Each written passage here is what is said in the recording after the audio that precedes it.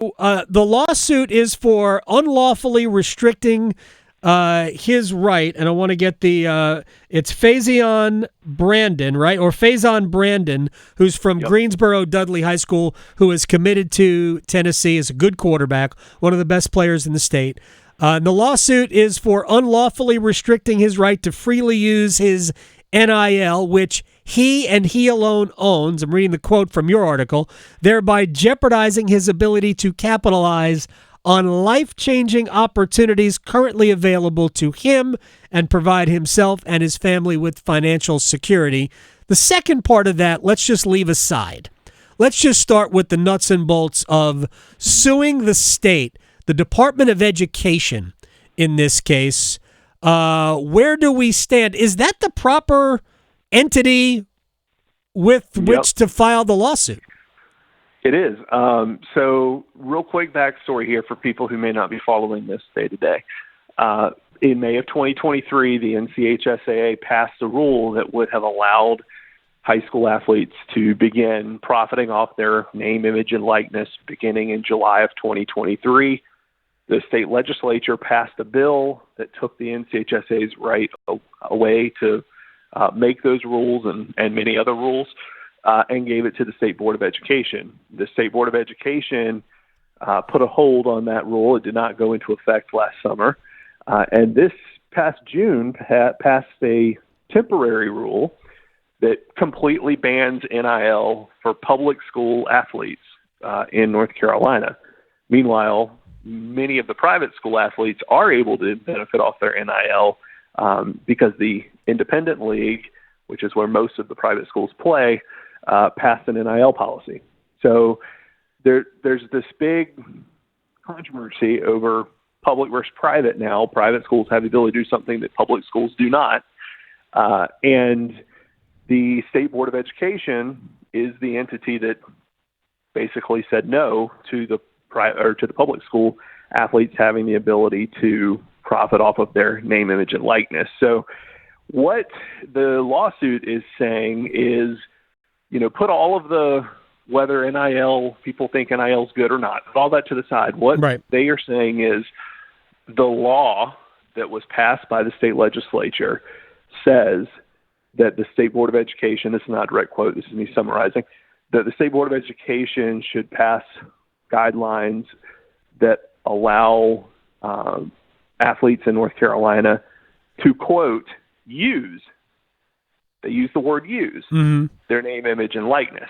And so what this lawsuit is saying is the legislature directed the State Board of Education to create rules that allow kids to use their NIL. They did not give them the authority to ban NIL for high school athletes, which is what has happened. So that is the basis of the lawsuit. Now, there's obviously a lot of pieces to high school NIL that we can get into, but that is the legal basis of why they are suing. Nick Stevens, highschoolot.com, is joining us here on the Adam Gold Show. So did the State Board of Education, which, I guess it's schools, so they should be involved, did they do this? The North Carolina General Assembly, which essentially took the authority away from the North Carolina High School Athletic Association for not just this, but basically everything. Did the General Assembly force the Department of Education to do this?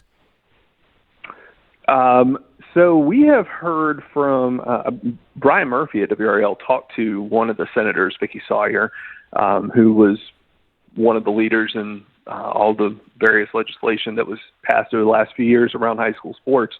And basically, it seems like that the legislatures are saying this was not their intention.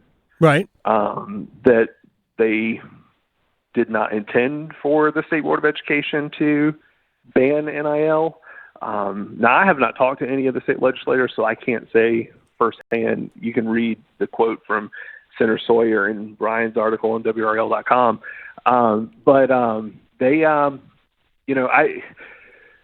They forced the State Board of Education to make a rule around NIL. So, I guess you could say that forcing them to make the rule is what led to this rule. Right.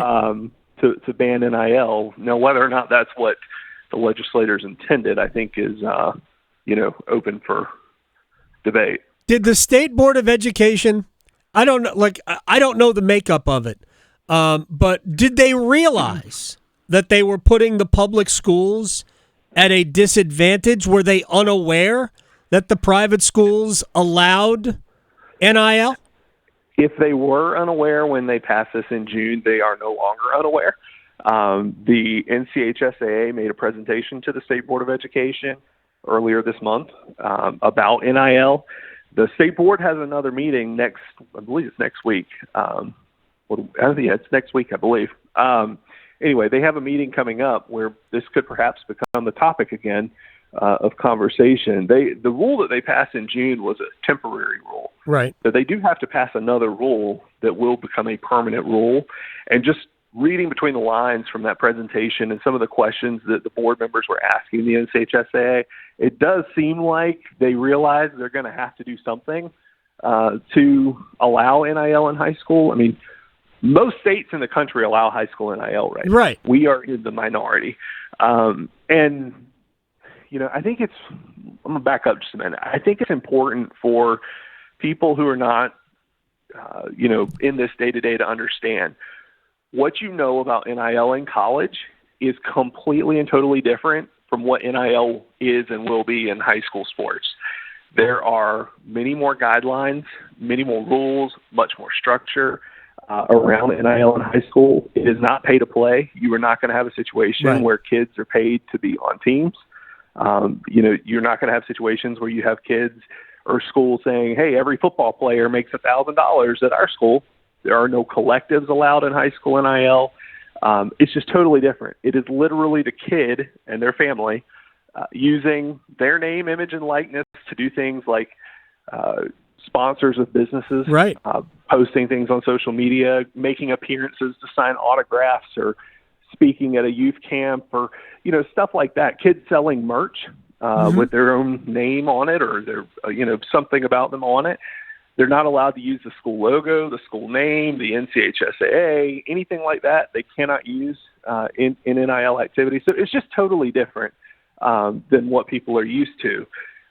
And I think that that's something that kind of gets missed in this, because we all hear, NIL and all of the various things that have come along with that at the college level is just different. I believe it's in February of this year, the Georgia Association released some data from last fall. That was when they began NIL in Georgia.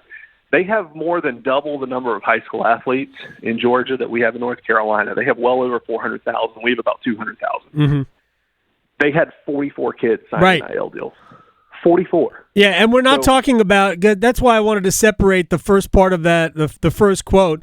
We're not really talking about life-changing opportunities, although everybody's situation is different. So even small amounts of money could amount to life-changing opportunities, but people will process this as building generational wealth in high school. It is possible. I mean, you think about it. For most kids are never going to sign any NIL deal at all in high school. The ones who do are not going to be having life-changing amount of money usually. But it is possible that you have these elite-level athletes, and Faison Brandon could be one of them. He is the number one player in the country from the class of 2026, who have substantial opportunities to make money.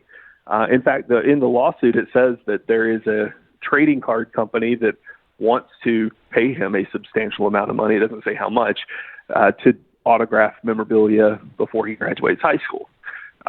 So, there are kids who may have those types of opportunities. They are going to be the very elite minority of kids. Right. Yeah. And you won't have them every year in high school. But I think that the argument about that is, okay, well, let's say that I am one of those kids. And, maybe I am one of the few.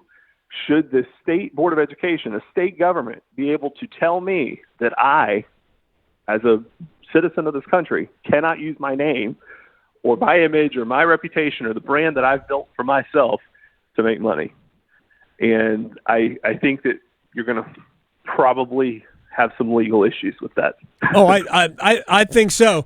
I want to be real quick here.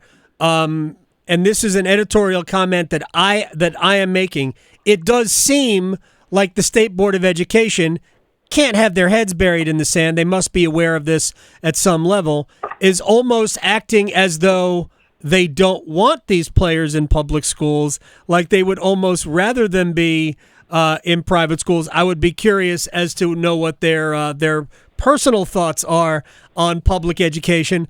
I'll move on from that. How quickly can this be resolved? Good question. I think that we're hoping to talk to the lawyer that's representing the family sometime this week. Mike Ingersoll, right? Yes. We got a brief statement from them yesterday, but, timing is one of the questions I have. We, I think you're probably going to see some sort of hearing in the next, month or so. Right. That's where they're going to be, requesting a preliminary injunction. And if that is granted, it's possible that NIL could be legal pretty quick. Good. Should be. If not, we'll see. I also think it's entirely possible that the State Board of Education passes a rule before we even get this to court. They meet next week. We'll see. They had an NIL presentation this month. So we'll see what happens. I don't think the agenda for that is out yet. Excellent. All right. Great work, as always. Nick Stevens, High School OT. At Nick Stevens, High School OT on Twitter. I'll do my best to make sure that I make the editorial statements so you don't get caught up in my skepticism of what people's agendas are, because I think people have agendas all the time. Well, I don't think that's editorializing. I think everybody's got an agenda now. I won't speak to what the agenda may or may not be. Nick, I appreciate your time, man. Thanks, Adam. You got it.